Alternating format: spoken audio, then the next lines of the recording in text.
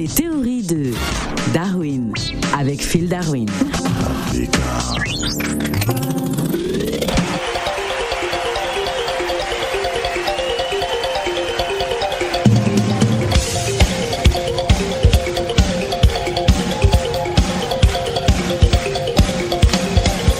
Sango Nini, Phil Darwin. Sango Mingi Mingi Mingi, hello Africa Radio. Alors Phil Darwin, pourquoi dit-on à Marseille que le vestiaire du PSG est contre la francophonie? Non, je ne dirais pas que le vestiaire du PSG est contre la francophonie. Je dirais plutôt que c'est une honte que certains joueurs du PSG ne parlent pas l'espagnol. Mais quand pourquoi même. on est en France? Mais pourquoi ces joueurs ne font pas d'efforts pour parler français, hein? Lorsque des joueurs français vont à l'étranger, vont en Espagne ou en Italie, certains d'entre eux apprennent à parler italien ou à parler espagnol. Mais pourquoi vous, les Sud-Américains, lorsque vous venez en France, vous voulez pas vous conformer, vous voulez pas parler français? Parce que nous, les Sud-Américains, c'est en fonction de ce qui marque les buts que le langage du vestiaire est choisi. Ah. Voilà, donc si la plupart des buts sont marqués par les Sud-Américains, ça veut dire que les Sud-Américains ont le droit d'imposer l'espagnol dans le vestiaire. Non, voilà, c'est comme ça que ça se passe.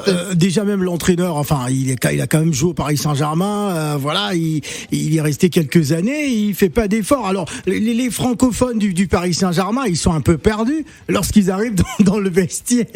On parle espagnol tout le temps. On n'est pas en Espagne ici quand même. Bon, c'est vrai que quand Mbappé ou Kipembe parle, tout le monde se retourne et dit mais qu'est-ce qu'il raconte celui-là? Nous ne comprenons pas ce qu'il dit.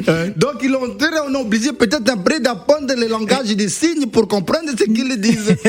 Est-ce que c'est un peu la raison pour laquelle le PSG joue moins bien en ce moment, parce que les joueurs ils se comprennent pas? Oh non, je ne dirais pas ça. Ouais. Non, je ne dirais pas ça parce que en termes de qualité de jeu en ce moment, Paris c'est pas top, hein? Non, je pense que les problèmes de langage, bon, nous sommes dans un pays démocratique, et je pense que c'est vrai que la question du langage s'est posée dans les vestiaires, et donc on a procédé à une vote. Et le vote a été remporté par les Sud-Américains, et donc on a gardé l'espagnol. Ah d'accord, parce qu'apparemment il y a une mafia sud-américaine au sein de cette équipe, hein, et ils imposent leur langage. Enfin bref, on est en France, hein, d'accord. Lorsque des joueurs français vont en Angleterre, ils apprennent à parler anglais. Lorsqu'ils vont en Espagne, ils parlent espagnol. Lorsqu'ils vont en Italie, ils parlent italien. Et pourquoi lorsqu'ils viennent en France, ils veulent pas apprendre à parler français? Non, je ne dirais pas que c'est une mafia. Je pense que c'est la majorité qui l'emporte.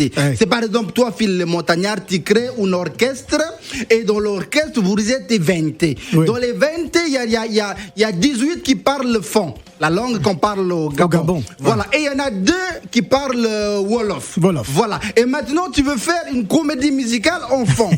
Qu'est-ce que tu vas faire? Est-ce que tu vas demander aux 18 qui parlent le fond d'apprendre le Wolof, ou aux 2 qui parlent Wolof d'apprendre le fond? Non, je vais leur demander d'apprendre le fond. Voilà ce qui se passe dans le vestiaire du PSG. On dit bel et bien à Marseille que le vestiaire du PSG est contre la francophonie, parce que le Qatar est assez riche pour s'offrir Messi, Neymar et Mbappé, mais pas assez pour s'offrir le français ou des professeurs. Un dictionnaire français-espagnol. Merci Phil. Ciao Africa.